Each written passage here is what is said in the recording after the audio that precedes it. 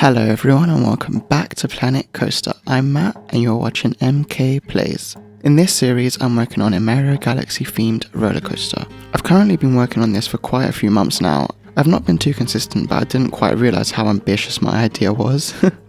I also just wanted to apologise for the lack of posting. I've had a lot of stuff going on in my personal life and the updates might not be as frequent, but I plan for them to be more substantial. In today's episode, we are finally working on the space section of the ride. It's been a very long time coming and I was starting to get bored of waiting to reach this section of the ride if I'm honest. But I'm so happy that I decided to make the entire outdoor area prior to the space stuff because it does tell the story so much better.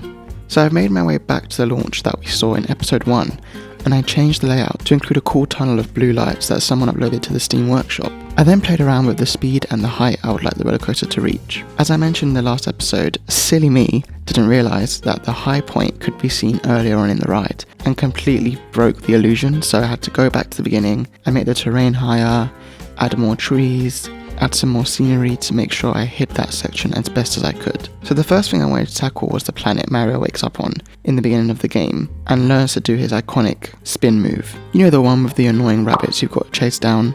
That planet. Anyways, I used the terraforming tools to create a floating whatever that shape is, and I then tried my best to smooth it and make it look as round as I could. I mean, it's not perfect, but it works with the angles you'll be seeing it from, so that's all that matters. I used loads of star panels to encapsulate this entire section of the ride, and I also used lots of firefly particles, but just made them white, and they look a little like stars, which works quite well. After the first drop, I decided I wanted to put a mini reference to the galaxies that you traverse in the first part of the game, mainly the Honey Hive galaxy. I also wanted to include Captain Toad and his brigade on their spaceship mushroom thing. I attempted to make it myself. It's alright, I suppose. You can tell what it is, so that's fine by me. Does it look exactly like the one from the games? Not really. If I spent hours on it, could I get it looking more like the one from the game?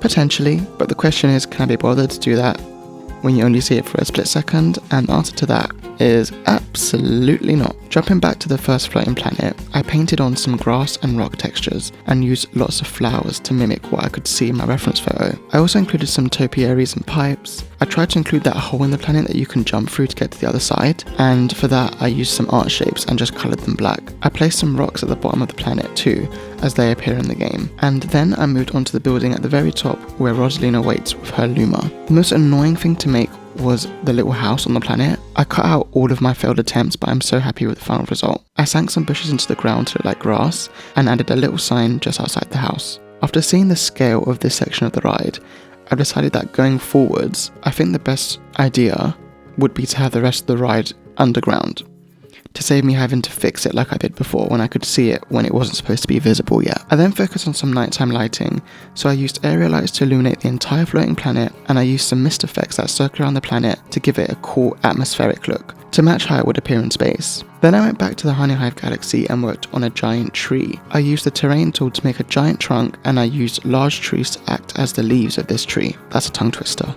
Anyways, I found some nice diamond shards that looked just like the ones from the game, so I added those throughout the ride as well. And for the finishing touches, I fully enclosed this area in star panels, added a giant floating pipe with piranha plants, floating asteroids, more star effects, and I also included a giant power star above the massive tree, as well as rings of star bits that we fly through, just how Mario does in the game. Yeah, I'm not gonna lie, the building at the top of the planet looks nothing like the one in the game, but it's close enough. I think it's just, for it to look more accurate, I'd have to make the planet a lot bigger, and I'm not working with a lot of room because I'm already right at the border of the park, so I've kind of had to like squeeze all these things in, but later on the coaster will loop back around into a more open area, then I can successfully dig underground and build the rest of the ride there. In the next episode, you will see me work on the Sweet Sweet Galaxy, where I attempted to make some giant cakes, and yeah, I'll just leave it at that.